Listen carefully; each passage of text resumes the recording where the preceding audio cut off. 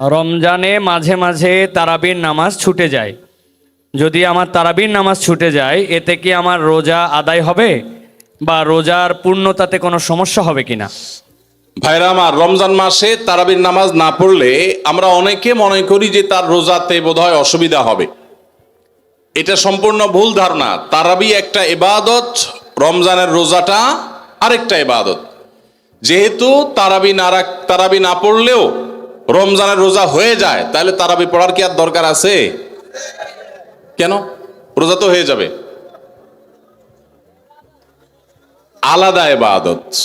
রোজা রাখা একটা ইবাদত, তারাবি পড়াটা আরেকটা ইবাদত। নবী করিম সাল্লাল্লাহু আলাইহি সাল্লাম একই হাদিসে দুটি কথা বলেছেন, মান কামা রমাদানা ঈমানান ওয়া ইহতিসাবান গুফিরা লাহু মা তাকাদ্দামা মিন যামবি। একই হাদিসে বলেছেন, মান সামা রমাদানা ঈমানান ওয়া ইহতিসাবান গুফিরা লাহু মা তাকাদ্দামা মিন যামবি। যে ব্যক্তি ঈমান এবং ইখলাসের সাথে রমজানের রোজা রাখবে, আল্লাহ তার পূর্বের গুনাহ মাফ করবেন। যে তারাবি পড়বে তারও পূর্বের গুনাহ মাফ করবেন ইনশাআল্লাহ। এই জন্য ভাইরা, তারাবির নামাজ পড়তে হবে। এটা সুন্নাহ, গুরুত্বপূর্ণ সুন্নাহ, সাধারণ সুন্নাহ না। নবী সাল্লাল্লাহু আলাইহি সাল্লাম ছাড়েন নাই, সাহাবীরা ছাড়েন নাই। কোনো ওযর ছাড়া তারাবি ছাড়া যাবে না। জামাত ছুটে গেলে একা একা হলেও পড়বেন, কিন্তু কোনো কারণে পড়তেই পারলেন না, সফরে আছেন, ট্রাভেলে আছেন, বাসে ছিলেন, ট্রেনে ছিলেন, নাইটে সফর করেছেন, তারাবি পড়তেই পারেন নাই, ইনশাআল্লাহ আপনার রোজা হয়ে যাবে। তাই বলে তারাবিকে অনেকে অবহেলা করেন আজকাল, যেটা তো সুন্নাত, না পড়লেই কি। এই অবহেলাটা আরেকটা দোষের।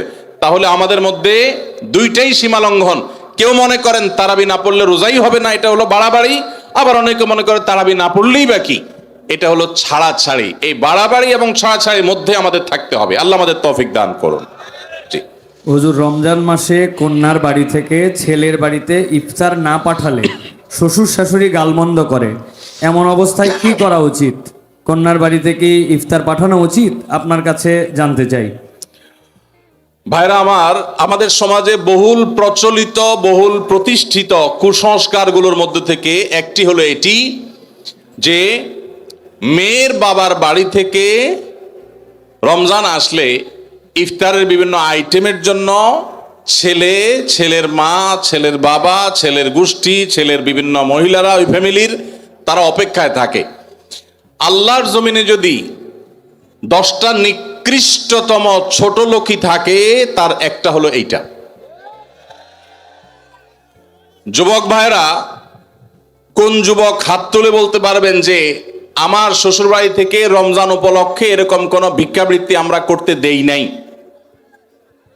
বলতে পারবেন কেউ? দেখি কার কার বুকে পাটা বল আছে, হাত তোলেন। হয় নাই যাদের।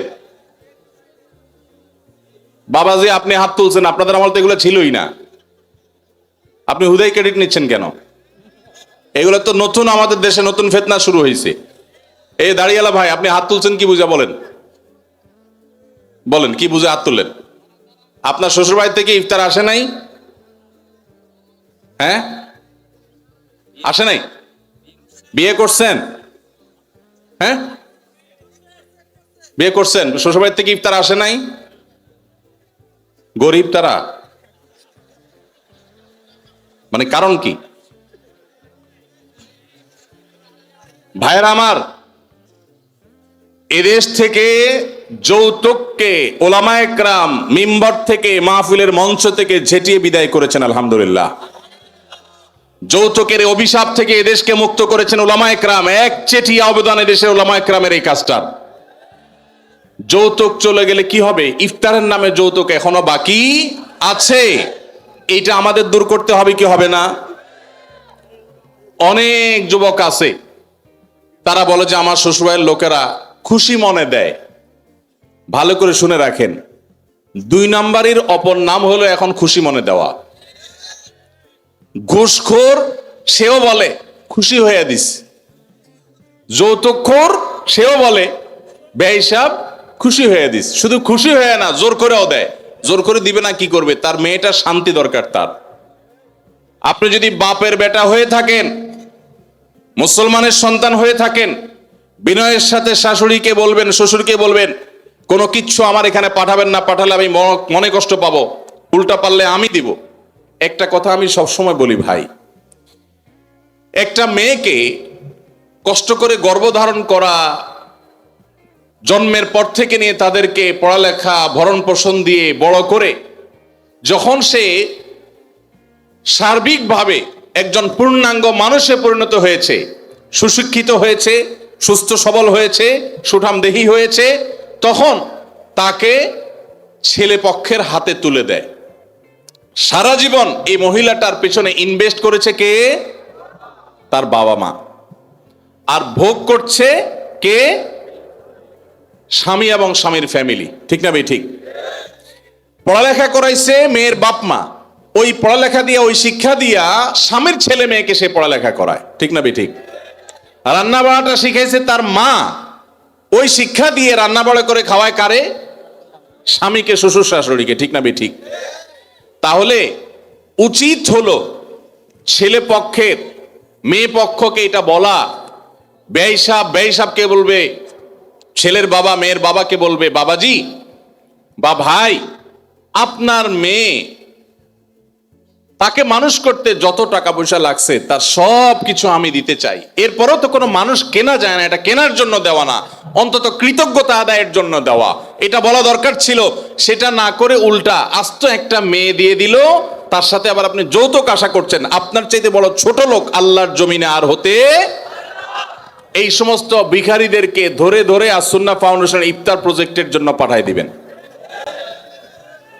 আপনাদের এই মাঠেও ইফতার বিতরণ হয়, যাদের শ্বশুর বাড়ি থেকে ইফতারের দরকার হয় এদের সবাইকে আমাদের ওখানে পাঠায় দিবেন। কথা বুঝে আসছে? এখন এরপর থেকে হুদাই যায় আমাদের ওখানে সিরিয়াল ধরবে। সিরিয়াল ধরলে সবাই ইফতার পাবে। শর্ত হলো সে প্রকাশ্যে ঘোষণা দিবে, আমি শ্বশুর বাড়ি থেকে ইফতার প্রত্যাশী ছিলাম, কিন্তু সেখান থেকে ইফতার পাওয়ার কোনো ক্ষীণতম সম্ভাবনা না থাকায় আমি নিরুপায় হয়ে এখন আসুন্নাহ ফাউন্ডেশনের দ্বারস্থ হয়েছি। এইটা যদি আপনি ঘোষণা দিতে পারেন, আমাদের দিতে কোনো অসুবিধা নেই ইনশাআল্লাহ। ভাইরা আমার, এই কুসংস্কার আমরা দূর করবো তো ইনশাআল্লাহ। খুশি মনে বলতে কোনো কিচ্ছু নাই। খবরদার, মেয়ে পক্ষ যদি ইফতার পাঠায়, ছেলে পক্ষ পাঠায় না কেন? মেয়ে পক্ষ যদি 2 আনা পাঠায়, ছেলে পক্ষ 4 আনা পাঠানো উচিত। অনেক মহিলারা আছে ফ্যামিলির, তারা খোঁচাখুচি করে বৌমাকে। আল্লাহ আমাদের এই কুসংস্কার থেকে মুক্ত থাকার তৌফিক দান করুন। রোজা রেখে কোনো চুল বা নখ কাটা যাবে কিনা? রোজা রেখে চুল বা নখ কাটা যায় আপনাদের এলাকায়? যায়? আলহামদুলিল্লাহ, সহজ মাসালা। রোজা রেখে চুল বা নখ কাটলে রোজার কোনো অসুবিধা হয় না। রোজা রেখে সরিষার তেল গায়ে মাখলো, কোনো অসুবিধা নেই। কোনো আপনার স্নো পাউডার ইত্যাদি ব্যবহার করলে এগুলোর কোনো অসুবিধা নাই, রোজা হয়ে যাবে ইনশাআল্লাহ। একজন 2টা প্রশ্ন করছেন। এক প্রশ্ন হচ্ছে, স্বামীর কথা শোনাটা যতটা জরুরি, স্ত্রীর কথা শোনাটা কি ততটা জরুরি নয়? স্বামীর কথা যতটা শুনবেন, স্ত্রীর কথাটাও কি ততটা শুনবেন কিনা? দেখুন, পৃথিবীতে ফ্যামিলি ব্যবস্থাপনা ইসলামে একটা আছে, আর এর বাইরে পশ্চিমাদের আরেকটা আছে। 2টা সিস্টেম। ইসলামের ফ্যামিলি ব্যবস্থাপনা হলো, আল্লাহ তাআলা কোরআনে পরিষ্কারভাবে নির্দেশ করেছেন, আর রিজালু কাওয়ামুনা আলান নিসা। পুরুষদেরকে আল্লাহ রাব্বুল আলামিন নারীদের উপরে দায়িত্বশীল করেছেন, তাদেরকে আল্লাহ তাআলা অভিভাবক বানিয়েছেন। এখন যদি কেউ নারী এবং পুরুষকে সমান সমান করতে চায়, তাহলে তার পরিণতি কি হতে পারে পশ্চিমের দিকে তাকালে বুঝতে পারবেন। ভাইরা আমার,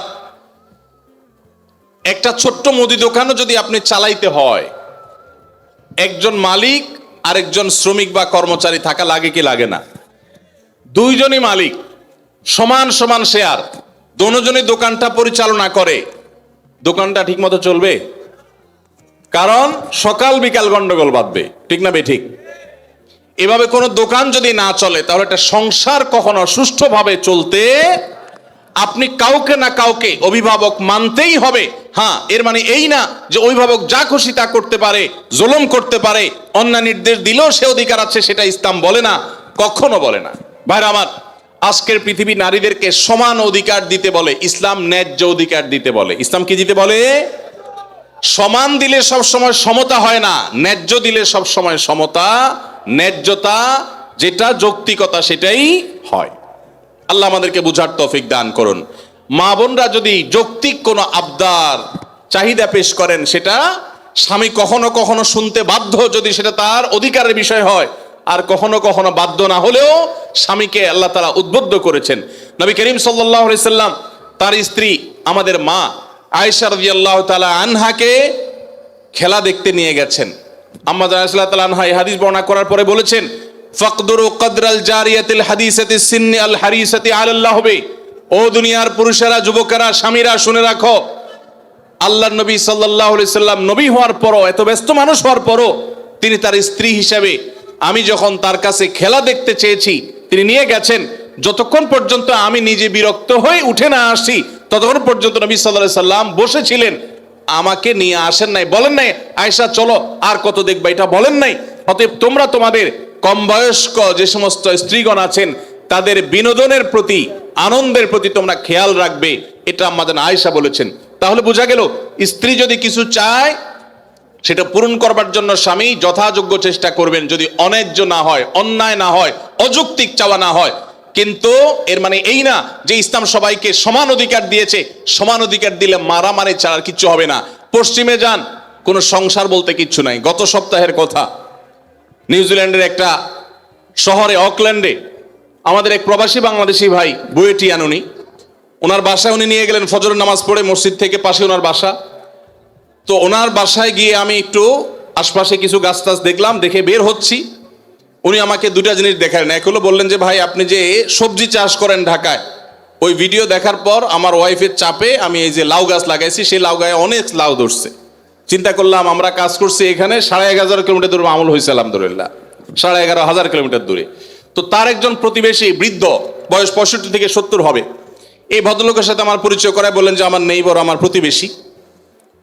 তো আমি বললাম যে তার বাসা যে শুনশান নীরব, ব্যাপার কি? তো বলে যে তার বাসায় কেউ নাই, তার কোনো ফ্যামিলির সদস্য নাই, 20 বছর সে এই বাসাতে আছে, কোনো সদস্য নাই, বয়স 65 থেকে 70। গায়ে দেখি যে ময়লা আবর্জনা লেগে আছে, ভোরবেলা কোত্থেকে কাজ করে আসছে, পরিশ্রম করে খায় দায়। আমি অবাক হয়ে গেলাম। আমাদের দেশে একজন বৃদ্ধ মানুষ 20 বছর ধরে একা একা তিনি উপার্জন করে চলতে হয়, তার দেখভাল করার কেউ নাই, এটা কি কল্পনা করা যায়?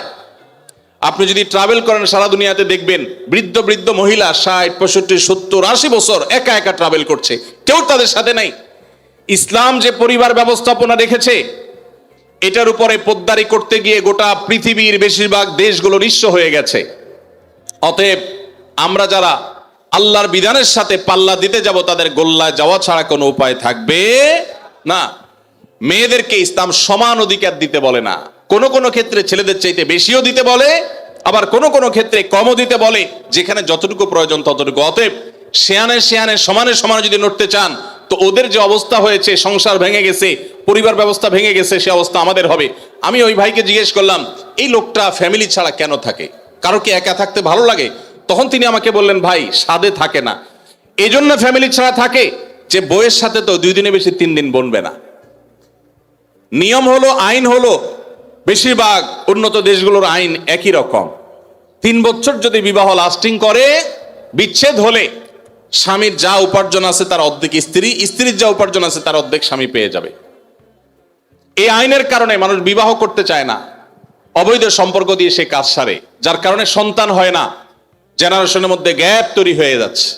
আল্লাহ তাআলা আমাদেরকে ইসলামের মতো সুমহান জীবন বিধান দিয়েছেন, এর চেয়ে যৌক্তিক, এর চেয়ে সুন্দর, এর চেয়ে সুখ, এর চেয়ে দাম্পত্য শান্তি আর কোন সমাজে কল্পনা করা যায় না। আল্লাহ তাআলার শুকর সেজন্য।